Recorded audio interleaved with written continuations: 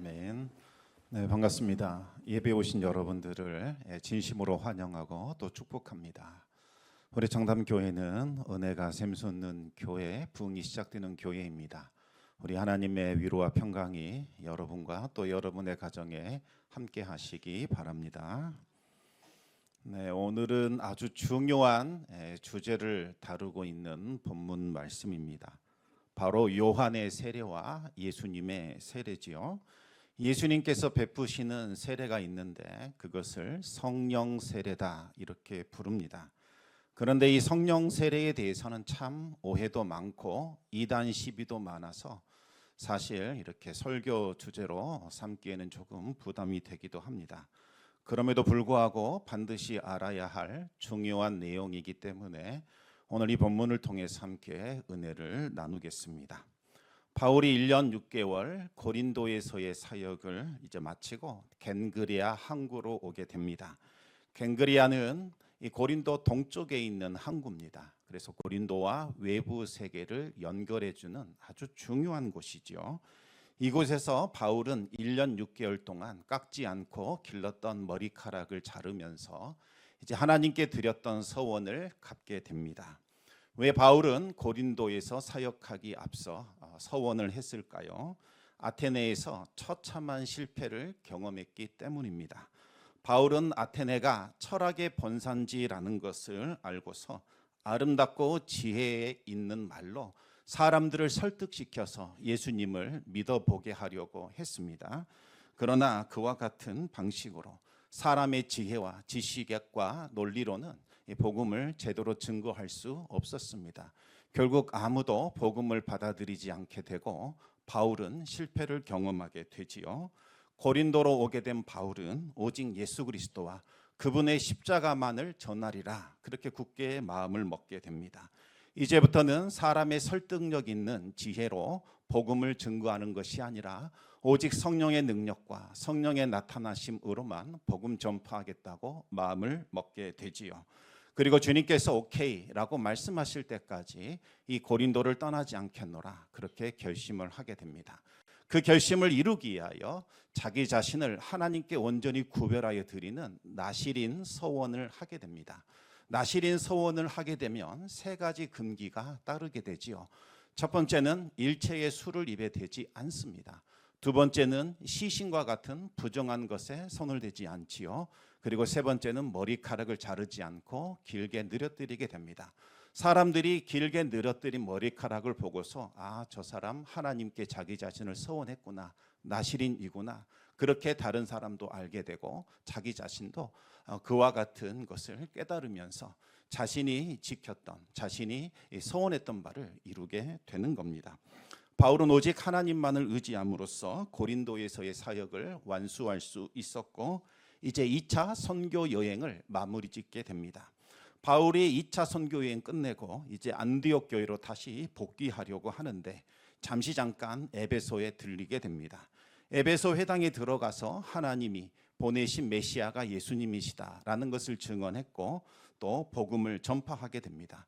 사람들이 조금만 더 오래 머물면서 우리에게 복음을 알려주십시오라고 요청했지만 빨리 가서 선교 보고를 해야 하기 때문에 바울은 하나님께서 나중에 허락하시면 제가 다시 오겠습니다.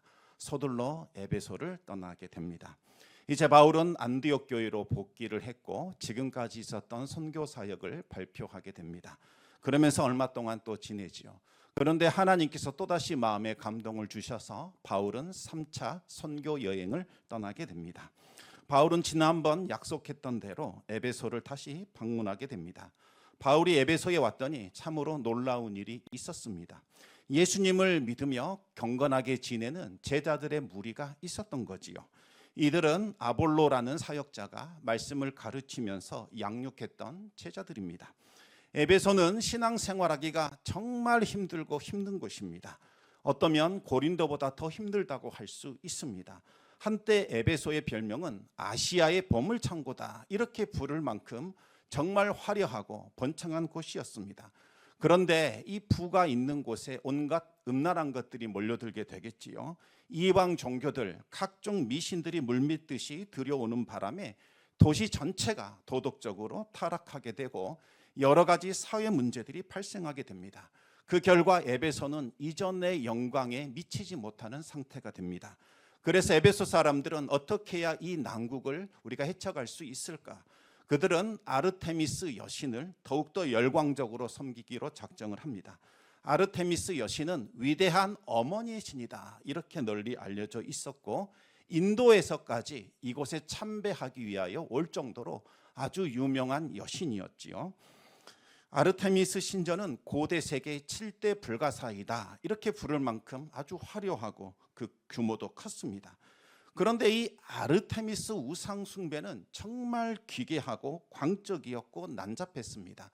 나팔 소리가 들리기 시작하면 사람들이 고함을 지르고 이상한 울음소리를 내면서 흥분과 발광으로 날뛰기 시작합니다. 그리고 온갖 음탕하고 수치스러운 일들이 그 자리에서 일어났습니다. 그뿐만이 아닙니다. 에베소 지역 자체는 각종 귀신들이 활동하는 곳이었습니다. 귀신들의 역사가 얼마나 강력했던지 아예 귀신을 쫓아내는 퇴마사 직업들이 활동하고 있을 정도였지요. 더러운 영을 불러내어 사람들을 괴롭히고 저주하는 흑마술이 있었고, 그 흑마술의 주문을 기록해 놓은 이 마술책들이 시중에 아주 비싼 가격으로 떠돌고 있었습니다. 에베소는 이 고린도보다 훨씬 더 강력한 악령이 지배하고 있었습니다. 이런 곳에 무방비로 들어가게 되면 영적인 눌림을 경험하게 되거나 마음이 정말 힘든 그런 일들이 일어나게 되죠. 그런데 이 에베소에 믿음 생활하고 있는 신앙 공동체가 있었다는 거지요. 그들은 함께 모여 예배했고 공동체를 이루며 믿음 생활하고 있었습니다. 그들은 정직하고 거룩한 삶을 살아보겠다고 애를 쓰고 있습니다. 얼마나 기특합니까? 바울은 참 귀한 분들이다 생각하면서 그분들과 함께 신앙의 교제를 나누게 됩니다. 그런데 교제를 나누다 보니까 많이 이상한 점이 보입니다. 겉보기에는 분명히 아주 경건한 훌륭한 신앙인, 종교인처럼 보였지만 그들에게서는 성도의 권세나 성도의 능력과 같은 것이 나타나지 않았던 겁니다. 모범적인 종교인이다, 이렇게 부를 수는 있었지만 영적인 생명을 가진 그리스도인이다, 이렇게는 말할 수 없었던 거지요. 성령의 능력이나 권세가 전혀 보이지 않았기 때문입니다. 바울은 무엇이 도대체 문제일까? 그것을 알고자 그들에게 아주 중요한 질문을 던지게 됩니다. 우리 오늘 본문 이 19장 2절 말씀을 같이 읽어보겠습니다. 19장 2절입니다. 이르되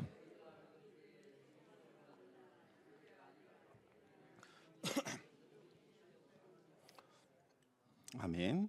바울이 말합니다. 너희가 복음을 듣고 예수님을 영접했을 때에 성령을 받았느냐라고 물었더니 그들은 아주 의외의 대답을 하지요. 성령이 있다는 말을 지금 처음 듣는다는 겁니다. 바울은 그러면 무슨 세례를 받았느냐라고 물었더니 그들은 요한의 세례를 받았다, 이렇게 말을 합니다. 이제야 의문이 풀립니다. 그들은 요한의 세례에서 한 발자국도 더 나아가지 못하는 상태에 있었습니다. 마땅히 받아야 할 성령 세례를 받지 못했던 거지요. 여러분, 성령의 도우심 없이 신앙생활을 하게 되면 고상한 종교인처럼 흉내낼 수는 있습니다. 그러나 영적인 생명이 넘치는 신앙생활은 할 수 없습니다. 권세 있는 하나님의 자녀로 살아갈 수 없다는 거지요. 너희가 믿을 때에 성령을 받았느냐? 너희가 무슨 세례를 받았느냐? 이 질문은 에베소에 있는 그 제자들에게만 해당되는 것이 아닙니다. 지금 우리들도 이 질문을 듣고 우리의 상태를 점검해 볼 수 있어야 합니다. 우리 자신에게 한번 물어봐야 합니다. 내가 믿었을 때에 성령을 받았는가? 나는 어떤 세례를 받았는가? 이 시간 우리의 영적인 상태를 점검해 보고 돌아볼 수 있기를 바랍니다. 먼저 이 요한의 세례, 이 요한의 세례가 과연 무엇인가 살펴보겠습니다. 사도행전 19장 4절 말씀을 우리 같이 읽어보겠습니다. 바울이 이르되 요한이 회개의 세례를 베풀며 백성에게 말하되 내 뒤에 오시는 이를 믿으라 하였으니 이는 곧 예수라 하거늘. 요한의 세례는 쉽게 말하면 세례 요한이 베풀었던 물세례를 말하는 거지요. 이 요한의 세례는 회개를 위한 세례입니다. 요한의 세례가 어떤 의미를 가지고 있는가 조금만 더 자세히 살펴보겠습니다. 마태복음 3장 11절 말씀을 우리 같이 읽겠습니다. 나는 너희로 회개하게 하기 위하여 물로 세례를 베풀거니와 내 뒤에 오시는 이는 나보다 능력이 많으시니 나는 그의 신을 들기도 감당하지 못하겠노라. 그는 성령과 불로 너희에게 세례를 베푸실 것이요. 세례 요한의 역할은 두 가지라는 겁니다. 첫 번째는 회개한 사람들에게 물로 세례를 주는 거지요. 세례 요한이 말했습니다. 천국이 가까웠다. 하나님의 진노가 임박했다라는 것을 알립니다. 쉽게 말하면 조금 있으면 천국행 열차가 도착한다. 빨리 지옥행 열차에서 내려서 너희들이 그 열차로 갈아타라. 그 갈아탈 준비를 하라는 겁니다. 그렇지 않으면 너희는 하나님의 진노를 받아 멸망하게 될 것이다. 이렇게 말을 했습니다. 세례 요한은 이 사람들이 지옥행 열차에 타고 있다는 것을 깨닫기 위해서 그들의 죄를 날카롭게 지적해 줬습니다. 그래서 설교를 듣는 사람들마다 찔림을 느끼게 되었고, 야, 내가 지옥행 열차를 타고 있었구나. 그것을 알게 됩니다.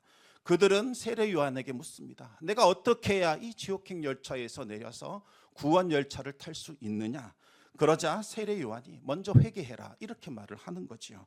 회개가 무엇입니까? 내가 죄인이었구나. 나 괜찮은 사람인 줄 알았는데 심각하네. 이것을 깨닫는 겁니다. 이것을 인정하는 거지요.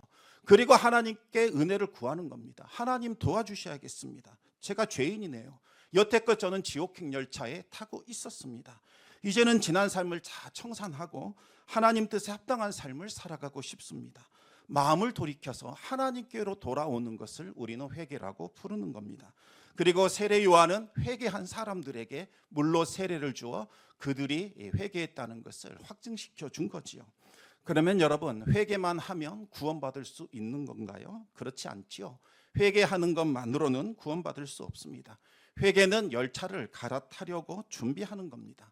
구원을 받으려면 구원 열차에 탑승을 해야 합니다. 올라타야 한다는 거지요. 메시아를 영접하는 사람, 그분을 나의 주, 나의 하나님으로 모시는 사람, 이제부터 제 인생은 당신의 것입니다. 주님의 것입니다. 이렇게 고백하는 사람, 그 사람들이 구원 열차에 올라타는 것입니다. 그 구원 열차에 탑승해야 죄와 사망에서 벗어날 수 있는 거지요. 세례 요한이 했던 두 번째 역할은 구원 열차를 이끌고 오시는 차장이 누구이신가? 그분은 메시아, 예수님이라는 것을 밝힙니다. 세례 요한은 나는 메시아가 아니다 이야기를 합니다. 그러면서 내 뒤에 오시는 분이 있는데 그분이 바로 메시아시다 이렇게 말했지요. 내 뒤에 오시는 분, 그분은 나보다 더 능력이 많으시다. 나는 그분의 신을 드는 것조차도 감당할 수가 없다. 그분은 성령과 불로 너희에게 세례를 베푸실 것이다. 그분이 심판의 구주이시다. 그분은 훗날 알곡을 모아 곡간에 드릴 것이요 쭉정이는 지옥불에 던져 불태울 것이다 라고 말을 합니다. 당시 노예들이 참 많았습니다. 그런데 노예라고 해서 다 똑같은 노예가 아니라 노예들마다 직급이 있었지요. 가장 낮은 직급, 가장 천한 노예가 하는 일이 주인의 신발을 들고 대기하는 겁니다. 그래서 주인이 신을 신으려고 하면 빨리 신발을 내어드리고 주인이 신발을 신으면 그 신발끈을 묶어드렸습니다. 그리고 주인이 집으로 오게 되면 그 신발을 풀어서 신을 벗을 수 있도록 도와주는 역할을 합니다. 이것이 가장 낮은 직급의 노예가 했던 일이지요. 세례 요한은 메시아와 나를 비교하면 그 정도 된다는 겁니다. 자신은 주인의 신발을 드는 최하급 노예보다 더 못한 존재다. 나는 그 정도다. 이분이야말로 뒤에 오시는 예수님이야말로 구원자시고 메시아다. 이렇게 말을 한 겁니다. 세례 요한이 맡은 일은 메시아께서 구원의 사역을 펼칠 수 있도록 준비해 놓는 거지요. 죄를 지적해서 지옥행 열차에 있는 사람들을 향하여 너희가 죄 가운데 있다라는 것을 깨닫게 하는 것이요 회개하도록 도와주는 겁니다. 그리하여 메시아가 오시면 그분을 영접하여 구원 열차에 탑승할 수 있도록 도와주는 거죠. 요약을 하자면 세례 요한은 죄를 지적해서 죄를 깨닫고 회개하는 그 일을 맡았던 겁니다. 회개한 사람들에게는 그 증표로 물세례를 줬습니다. 그러나 이 물세례를 받은 것만으로는 구원받을 수 없습니다. 구원의 준비 단계에 불과합니다. 구원을 받으려면 메시아를 영접하여 구원 열차에 올라타야 합니다. 예수님께서는 구원 열차에 올라탄 자들에게 승차권에 해당되는 것을 주시는데 그것이 바로 성령과 불로 그들에게 세례를 부어 주시는 거지요. 성령 세례를 받아야만 구원 열차의 승차권을 얻는 겁니다. 그러나 이 에베소에 있는 제자들은 아직 예수님을 영접하지 못한 상태였던 겁니다. 구원의 준비 단계인 요한의 세례, 여기에 머물고 있었던 겁니다. 왜 그랬을까요? 그들을 지도했던 분, 바로 이 아볼로에게 조금 문제가 있었습니다. 겉으로 보면 아볼로는 아무런 흠잡을 데 없는 훌륭한 종교인이었습니다. 구약 성경에 대해서 능통했고 말솜씨가 좋았고 지적으로도 아주 뛰어났습니다. 여기에 뜨거운 열정을 가지고 하나님께 헌신했던 경건한 인물이었습니다. 아볼로는 이집트의 알렉산드리아라는 큰 도시에서 태어난 유대인입니다. 이 알렉산드리아는 로마 제국에서 로마가 가장 크고 그 다음 큰 도시가 바로 이 알렉산드리아입니다. 여기에는 대도서관, 큰 도서관이 있었지요. 이것은 최초로 헬라말로 번역된 성경도 있었습니다. 알렉산드리아는 한마디로 철학과 종교와 교육의 도시였던 겁니다. 아볼로는 이곳에 태어나서 어렸을 때부터 율법을 배웠고 헬라 철학을 배웠습니다. 학자 수준에 오를 만큼 뛰어났습니다. 아볼로는 어려서부터 주의 도를 배우게 됩니다. 그리고 훗날 예수님에 관한 소문도 듣게 되지요. 그런데 이것이 그의 한계였습니다. 아볼로가 복음을 듣고 예수님을 나의 주, 나의 하나님으로 영접한 것이 아니라 그저 주의 도를 배웠을 뿐입니다. 주의 도라는 것이 무엇일까요? 율법에 보면 메시아가 오실 것이다. 그분이 우리를 구원하실 것이다. 그 내용이 있습니다. 이것을 주의 도라고 부릅니다. 아볼로는 어려서부터 율법 공부를 통해서 하나님이 메시아를 보내신다는 것을 알고 있었지요. 그래서 그는 다른 유대인들처럼 메시아를 기다리면서 경건한 삶을 살고 있었던 겁니다. 그러다가 아볼로가 어느 날 예수님에 관한 이야기를 듣게 됩니다. 예수님께서는 메시아다라는 것을 깨닫게 되지요. 어떻게 알았을까요? 예수님의 가르침이 너무나 탁월했고 놀라웠기 때문입니다. 예수님의 가르침은 서기관들이나 바리새인들과는 아주 비교할 수 없는 높은 지경이었습니다. 아볼로가 알고 있었던 것은 메시아에 대한 율법의 가르침, 그리고 다른 사람으로부터 전해들은 예수님의 그 탁월한 가르침, 이 두 가지였던 겁니다. 그러나 아볼로는 예수님을 정작 몰랐습니다. 예수님을 인격적으로 만나지 못했던 거지요. 그는 십자가 복음을 듣지 못했고 예수님을 영접하지도 않았습니다. 그저 예수님의 가르침을 듣고 그 가르침에 반해서 그 가르침을 마음에 새기고 따랐을 뿐입니다. 그 가르침을 따라 살고자 애를 쓰며 노력했다는 겁니다. 아볼로에게 예수님은 위대한 가르침을 전수해주는, 위대한 가르침을 알려주는 위대한 스승이나 선생이나 혹은 위대한 랍비나 위대한 선지자 정도에 해당되었던 겁니다. 여러분, 기독교와 다른 종교의 차이가 무엇인지 아십니까? 석가모니의 가르침은 불교의 핵심입니다. 그러나 석가모니 자체가 구원을 주는 구원의 본질은 아니지요. 수행을 통해서 석가모니의 가르침을 깨닫는 것이지 석가모니를 나의 주, 나의 하나님을 영접하고 그분을 경배하는 것은 아닙니다. 유교도 마찬가지지요. 공자의 사상을 배우고 따르는 것이지 공자를 신으로 믿고 섬기는 것은 아닙니다. 그러나 예수님은 다릅니다. 예수님의 말씀과 가르침 물론 중요합니다. 그러나 그보다 더 중요한 것은 예수님의 존재 그 자체입니다. 예수님이 누구인가를 아는 겁니다. 우리는 예수님의 가르침을 믿는 것이 아니라 예수님 그분을 믿는 겁니다. 예수님이 하나님의 아들이시라는 것과 우리를 구원하시는 구원자라는 것을 우리는 믿는 겁니다. 예수님의 가르침을 배우고 따르기 때문에 구원받는 것이 아니죠. 예수님의 십자가와 부활, 그것을 믿고 예수님을 나의 주, 나의 하나님으로 믿고 영접하기 때문에 우리가 구원을 받는 겁니다.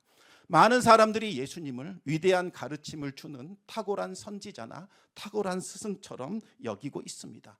심지어 믿지 않는 분들도 그런 말을 합니다. 나는 예수님 믿지 않아. 그러나 그분의 가르침은 내가 참 좋아해. 나는 그분의 말씀을 믿고 따르려고 하지. 나는 그분의 제자야. 이렇게 말을 하는 분들도 있습니다. 그러나 여러분, 착각하시면 안 됩니다.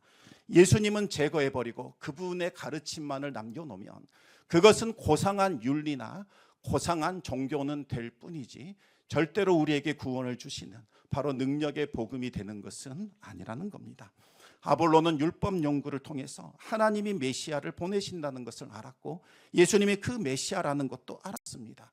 그리고 예수님의 가르침과 기적도 알고 있었습니다. 얼마나 대단했던지 유대인들과 변론에서 이길 수 있는 지식도 있었고 언변도 있었고 제자들을 가르칠 수 있는 실력도 있었습니다. 그러나 이것만으로 그가 구원받을 수는 없지요. 예수님을 영접하지 않았기 때문입니다. 그가 예수님에 대해서 안 것은 역사적인 사실이 전부였습니다. 예수님이 십자가에 못 박혀 죽으셨다더라, 3일 만에 부활하셨더라, 이것은 역사적 사실입니다. 그는 십자가와 부활의 의미와 그 신비에 대해서는 알지 못했습니다.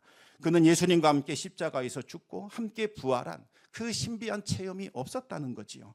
오죽하면 평신도인 아굴라와 프리스길라가 아볼로를 데려가다가 복음을 가르쳐야 했겠습니까? 예수님은 하나님이 보내신 메시아다, 위대한 가르침을 베푸셨다, 놀라운 기적을 행하셨다. 여러분, 이것을 아는 것만으로는 구원받을 수 없습니다. 마귀도 다 알고 있는 사실입니다. 그것을 알았다고 해서 구원 열차에 올라가는 것 아니죠. 그냥 구원 열차 지나가는 거 바라보는 겁니다. 거기에 탑승하려면 차장이 되시는 예수 그리스도를 나의 주 나의 하나님, 내 인생의 주권자로 우리는 고백을 해야 합니다. 이제 제 삶을 당신께 드립니다.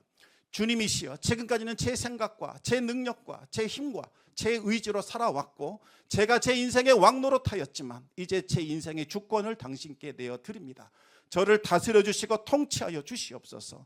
저를 주의 주유로 삼아 주시옵소서. 선한 목자가 되셔서 나를 인도하시고 이끌어 주시옵소서. 우리 자신을 온전히 내어드리는 이와 같은 영접, 예수님을 나의 왕으로 모셔드리는 이 영접이 없으면 불가능하다는 말씀입니다.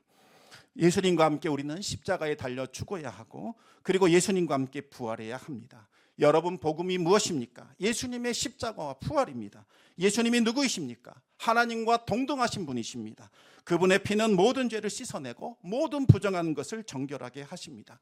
창조 이래로 모든 인류의 피와 생명을 다 합친다 한들 우리 주 예수 그리스도의 피 한 방울에도 미치지 못하는 겁니다.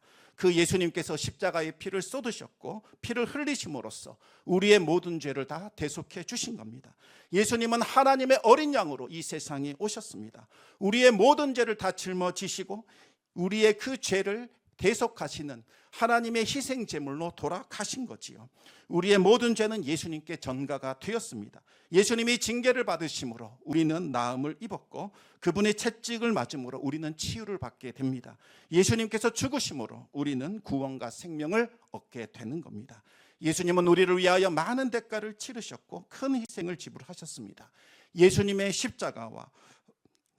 십자가는 다른 어떤 누군가를 위한 것이 아니라 나를 위한 십자가였다라고 고백하실 수 있어야 합니다. 내 죄를 사하시려고 십자가에 달려 죽으신 거지요. 예수님의 십자가를 나의 십자가로 받아들이고 예수님의 죽음을 나의 죽음으로 받아들일 때에 우리는 비로소 예수님의 죽음과 예수님의 부활에 동참할 수 있는 겁니다. 예수님을 나의 주, 나의 하나님으로 영접하는 사람들, 그들에게 예수님은 약속하신 대로 성령과 불로 세례를 주십니다. 성령과 불은 두 개의 별다른 것이 아니라 하나입니다. 같은 거지요. 불이 무슨 일을 합니까? 더러운 것을 불태워 정화시키고 성결케 하는 일을 합니다. 성령이 임하시면 우리의 모든 죄를 태웁니다. 부정한 것을 제거하지요. 거룩하게 만듭니다. 그래서 성령과 불로 세례를 주신다, 이렇게 강조하고 있는 겁니다. 예수님을 영접하는 자들에게 예수님은 성령으로 세례를 부어주십니다. 성령 세례를 받으면 어떤 신비한 체험이나 경험이 나타나기도 하지만 그것을 우리는 본질이라고 말하지는 않습니다. 성령이 하시는 일은 우리의 영을 새롭게 창조하시고 거듭나게 하십니다. 우리의 영이 성령에 의하여 새롭게 창조되면 우리의 영은 더 이상 사탄적인 것을 미워하고 거부하고 싫어하게 됩니다.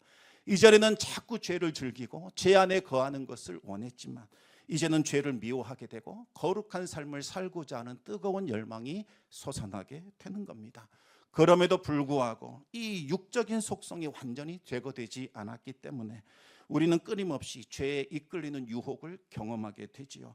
연약함 때문에 죄의 유혹에 넘어가기도 합니다. 그때마다 성령께서 계속해서 우리에게 죄를 지적해 주십니다. 그때 우리는 죄를 자백해야 합니다. 그러면 주님의 십자가 보혈의 능력으로 우리의 모든 죄를 다시 씻어주시고 성령의 능력으로 완전히 불태우셔서 흔적도 없이 제거해 주십니다. 이것이 바로 성령의 불같은 역사인 겁니다. 그런데 에베소의 제자들은 성령과 불로 베푸시는 예수 그리스도의 세례를 받지 못했습니다. 예수님의 가르침을 듣고 깨닫고 좋은 말씀이구나, 내 삶에 유익하겠구나, 나도 저렇게 살아봐야겠다라는 정도까지 딱 종교인의 수준에 머물러 있었을 뿐이지 예수님을 나의 주, 나의 하나님으로 영접하지는 않았던 겁니다. 그 결과 성령의 능력은 나타나지 않았고 성령의 열매도 맺히지 않았던 거지요. 고상한 종교인처럼 살아갈 수 있을지 모르지만 권능 있는 그리스도인으로 살 수는 없었던 겁니다. 여러분의 모습은 어떻습니까? 고상한 종교인이 되는 것, 여기에 혹시 만족하고 있지는 않으십니까? 아직 예수님을 영접하지 못했거나 예수님을 인격적으로 만나지 못하셨다면 복음을 듣고 예수님을 나의 주, 나의 하나님, 내 인생을 내어드립니다. 나를 다스리시고 통치하여 주시옵소서. 이제는 살아도 주를 위하여 살고 죽어도 주를 위하여 죽는 주의 백성, 주의 자녀로 살겠습니다. 결단하며 주님을 영접하시기 바랍니다. 그러면 약속하신 대로 성령으로 세례를 베풀어 주실 겁니다. 성령이 아니고서는 그리스도인 될 수 없습니다. 그리스도인으로 살아갈 수도 없습니다. 안타까운 것은 많은 분들이 예수님을 그저 육체로만 알고 있다는 겁니다. 예수님을 고상한 가르침을 남겨주신 위대한 스승이나 선지자 정도로 생각하고 있다는 거지요. 그렇게 되면 고상한 종교인이 될 수 있을지 모르지만 하나님의 자녀가 될 수는 없습니다. 십자가가 없으면 성령도 없고 성령의 역사도 없습니다. 6절을 보시면 제자들이 성령 세례를 받을 때에 방언도 하고 예언도 하는 것으로 나옵니다. 물론 성령으로 세례 받을 때 이와 같이 외적인 성령의 역사가 나타나기도 합니다. 그러나 여러분, 저 사람이 방언으로 기도할 수 있는가? 예언의 능력이 있는가? 뜨겁게 기도하는가? 열정적으로 찬양하는가? 이와 같은 것이 성령 세례의 핵심은 아니라는 거지요. 중요한 본질이 무엇입니까? 내가 예수님과 연합하는 겁니다. 이제는 주의 종으로, 주의 백성으로 내가 주님을 나의 왕으로 모시며 살아가는 삶의 모습이 나타나야 하는 거지요. 예수님과 연합하여 살아가는 사람, 그에게는 성령의 열매가 나타나게 됩니다. 성령의 열매가 무엇입니까? 우리 안에 역사하실 때 우리 안에 맺혀지는 예수 그리스도의 성품, 이것이 바로 성령의 열매지요. 성령의 열매는 사랑과 희락과 화평과 인내와 자비와 양선과 충성과 온유와 절제입니다. 이것은 예수님과 연합하여 살아가는 사람들, 그들에게 맺히는 하늘에 속한 성품, 예수 그리스도의 성품, 천상의 성품입니다. 야고보가 이렇게 말합니다. 독한 시기와 다툼, 자랑하고 싶어하는 마음, 진리를 거슬려 거짓말하는 것은 땅 위에 속한 것이요, 정욕의 것이요, 귀신의 것이다. 그렇게 말합니다. 그러면서 위에 있는 것, 그것을 사모하라고 말을 합니다. 성결하고 화평하고 관용하고 양순하며 긍휼과 선한 열매가 가득하고 편견과 거짓이 없는 겁니다. 이것이 성령으로 살아가는 성도들에게서 나타나는 성령의 열매들입니다. 여러분, 성령을 의지하시기 바랍니다. 그리하여 매일 매순간 우리 속에 일어나는 이 악한 본성들, 죄악으로 이끌어가는 죄악된 속성들, 사탄적인 요소들로부터 벗어나고 그 모든 것들을 이기고 승리하여 그리스도인다운 삶을 살아가시기 바랍니다. 아무리 많은 공부를 하고 많은 교리를 연구하고 종교적인 수련을 쌓는다 할지라도 이와 같은 종교적인 열심과 노력으로는 죄악된 본성을 이길 수도 없고 극복할 수도 없습니다. 고상한 종교인 정도로 살 수는 있을 뿐입니다. 그러나 고상한 종교인이 되는 것, 그것으로는 죄와 사망의 권세 이길 수 없고 구원 열차에 탑승할 수 없습니다. 오직 성령의 능력으로만 사탄의 권세를 이기고 승리할 수 있습니다. 예수 그리스도의 십자가 복음을 중심에 두시고 날마다 성령을 의지하시기 바랍니다. 여러분이 하루를 시작할 때에, 길을 걸어갈 때에, 어떤 일을 행할 때에 반드시 성령께 물어보시고 의지하시기 바랍니다. 성령님 도우소서. 제 입술을 주관하여 주셔서 악한 말 나오지 않게 하여 주시고 상대방을 살리고 고치고 회복시킬 수 있는 능력의 말이 선포되게 하소서. 내 자신을 드러내지 않게 하여 주시고 하나님의 영광을 드러내게 하소서. 여러분 매순간 기도하셔야 합니다. 성령에게 붙들리셔야 합니다. 그래야 성령의 능력이 우리의 삶을 드러내게 되고 지배하게 되고 하나님의 영광만 나타나게 될 겁니다. 성령 충만함을 받아 하늘의 능력과 권세로 살아갈 수 있기를 바랍니다. 그래야 여러분의 삶에 성령의 열매가 풍성하게 맺히기를 우리 주님의 이름으로 축원합니다.